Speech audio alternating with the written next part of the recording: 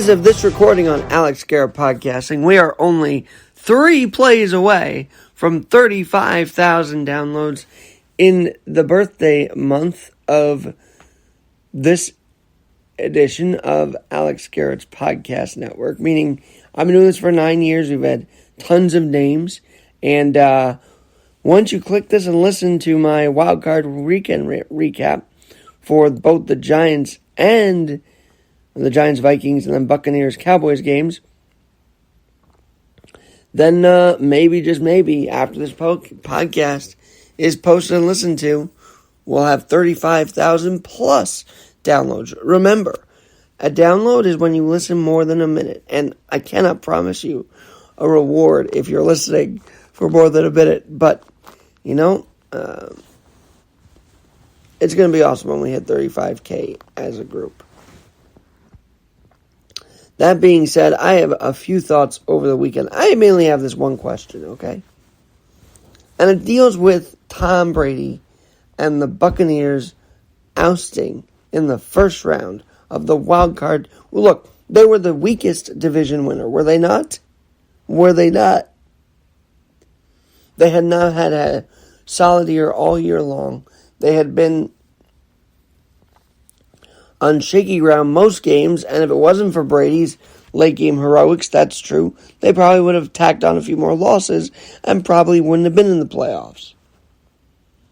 But as it was, they hosted the Cowboys last night, and the Cowboys, who have been reeling, okay, they have been reeling a little bit. I know that they had a big couple end of the games there, but over the season, they too had a very shaky season. They ended higher than the Giants, though, so that says something. But did you expect them to go into Tampa Bay and win 31-24? 31-14? Did you expect that?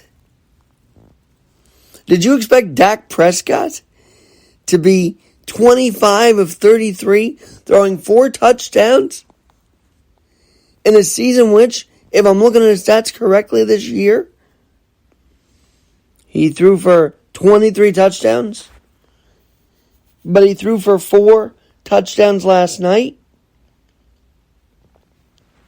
in a year where he had thrown for, made 261 completions, but last night, 25 of 33. He had a very solid night on the road. And so, my main question is simply this to Tom Brady, who, I gotta say his stats too, right? I gotta be fair about this. On the other side, Brady, 35 of 66, only 2 touchdowns, sacked twice, intercepted once. And even Bleacher Report gives him a, what the hell was that kind of emoji? Remember, a few weeks ago, they were pretty much avid, I think, against the Saints until they came back strong and won it ended up being a classic game. But my point here is Tom Brady, almost a year ago, you said you were going to retire. You're going to be there for your family, your kids. You wanted to call it quits. And in the process between retiring and then unretiring, you lost, your head coach resigned. I believe your marriage was in shambles during that time too. Because obviously there was a lot of tension about you unretiring. And so I have this question for you, sir. What was it all for? That whole retirement versus unretirement hoopla. Then divorce with, from Giselle. Giselle divorcing you pretty much. Was it all worth it, dude? Was it all worth it to be knocked out in an embarrassing way on Monday Night Football? was that comeback tour that you so wanted to have, to know that you still got it. Was it worth it? Has anybody asked Tom Brady that yet?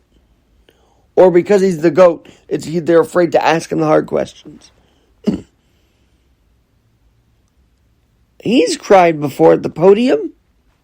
I want to see if he cries again when you ask him if it was worth it, losing the love of his life, who was, I guess, around her,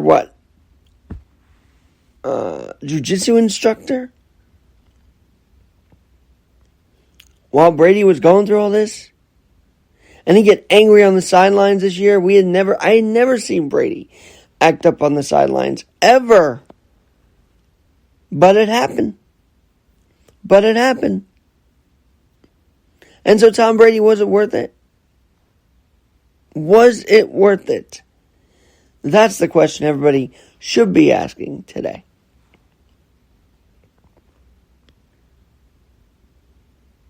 But I digress. Because to my vantage point, the storyline of the NFL wildcard weekend was that the Giants, the hometown Giants, and the upstate New York Bills, the Buffalo Bills, advance. Now the Bills, we knew they would. We thought they would. They had a lot of trouble. Allen struggled. But then he had 2 incredible touchdowns to these guys that kept their feet in bounds. It was really remarkable to watch Stephon Diggs, the way he motored in and made that touchdown grab. It wasn't it? And they win 34-31, by the way. But corner of the end zone.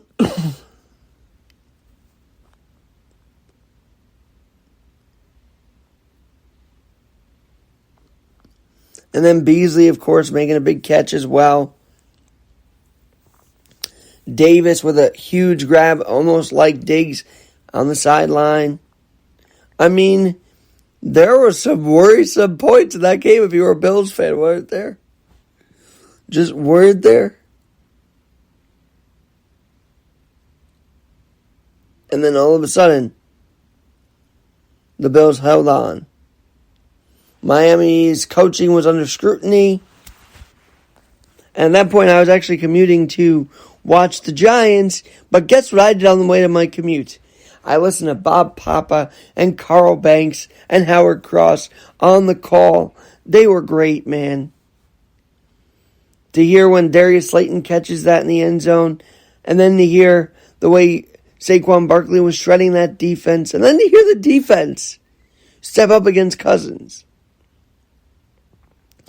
And I know Slayton had a big drop there in the middle of the field, but you just knew as the game was going, the Giants were going to do this.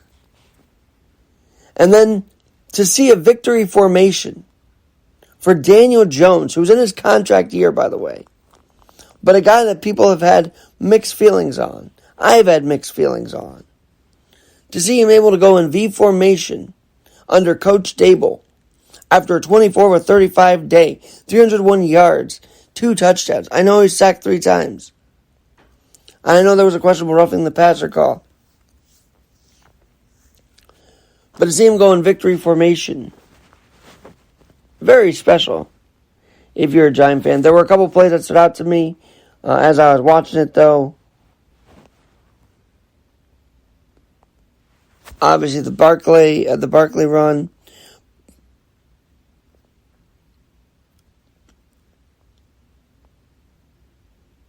Bellinger for a touchdown there. That's what I saw in the third.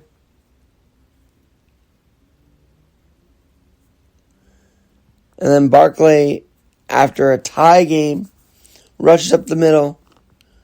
That's when we saw for 2-yard touchdown. And the Giants held on. And the Giants held on from 7:47 onward. But they looked sharp.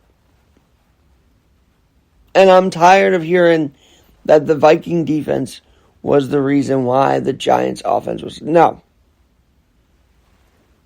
What we saw on Sunday night with this Giant team, who, as I mentioned yesterday, did win. And if you're listening daily, thank you very much. We keep pushing this out and keep having people on that I really want to have on. We're got to get someone named Tyler Foley of Endless Stages on. We'll talk about him down the road here. I've been working on him for a while. But yeah, the Giants' first playoff win since the 2011-2012 season. And y'all know what happened last time they won in the wild card round, right? And I thought the rematch against the Vikings was going to go, and they hit the points that I ended up talking about. Making the catches they had to instead of those drops. Making, defensive stands like they were sorry to, but also picking up a couple interceptions along the way. And Cousins, though he was not intercepted, and actually wasn't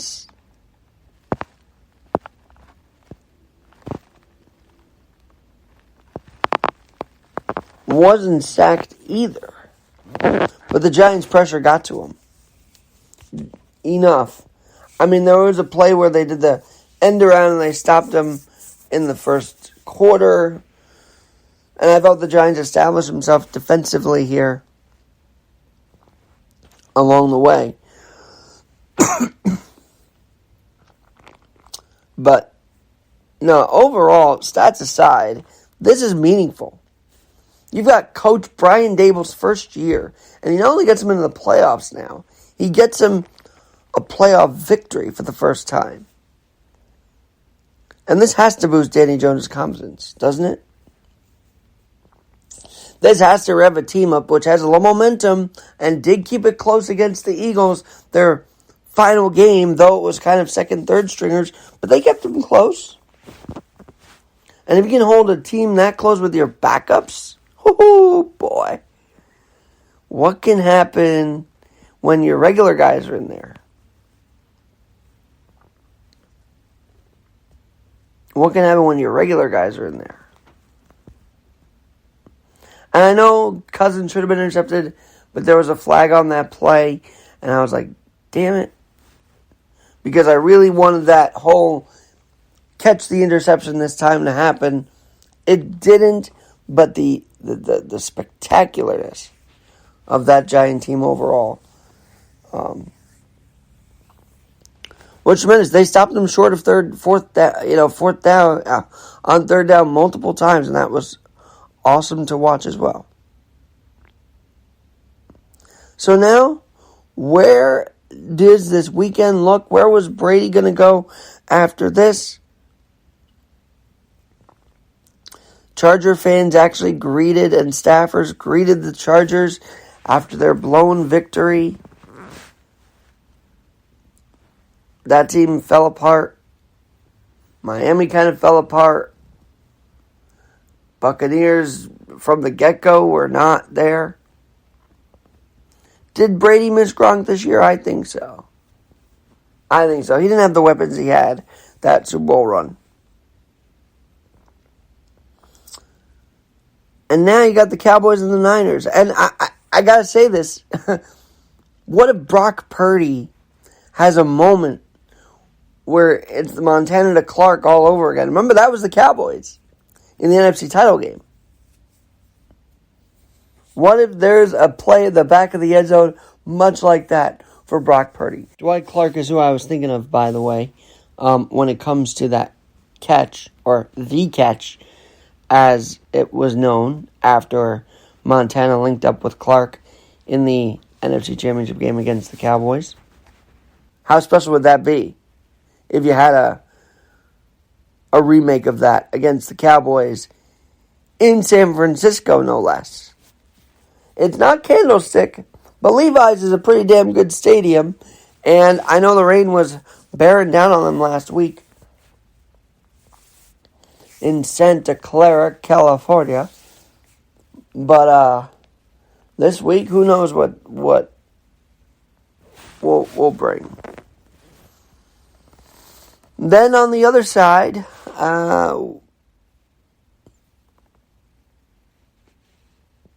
On the other side of the ball,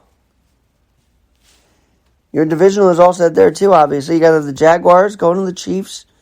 Lawrence against Mahomes. That might be a really hyped up game because of that matchup alone.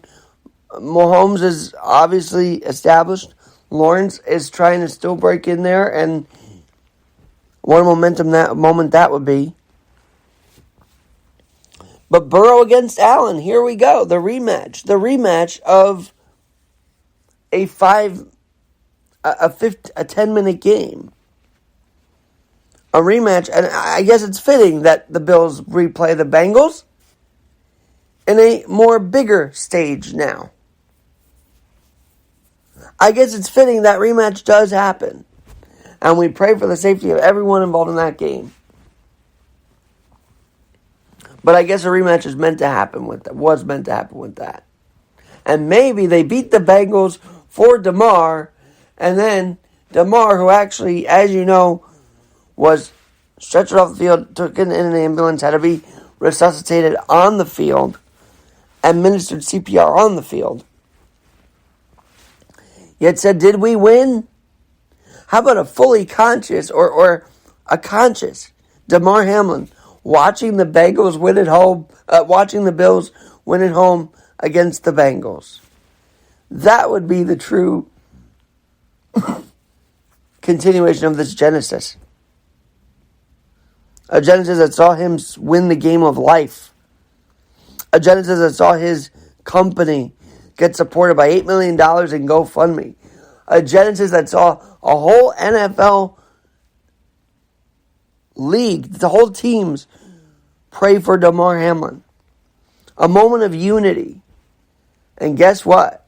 Again, on Sunday, it's going to be the Bills and the Bengals.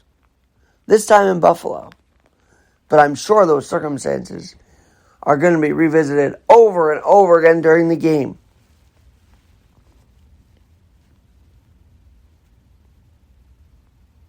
And boy, oh boy, they were talking about, do we reschedule it? Do we cancel it? See, NFL canceled that game, postponed it. And God said, I got you after that. I'm going to make it happen where there's a rematch of epic proportion. And that proportion is the NFL AFC divisional playoff round. Going to be a special weekend. I can feel it. The Giants, can you feel some momentum here, guys, or what? Can you feel some momentum on Saturday night? I know I can, and I hope you can too. But yes, I don't have to put my Giants cardigan away just yet. We have another week to have it and to wear it proudly as the Giants go for week number 3, if you will, against the Eagles. And maybe this third week will turn out way better for a Giant team that looks fired up after their first playoff win since 2011-2012 postseason. Have a great night, great day, and we'll talk to you soon on the Alex Garrett podcast.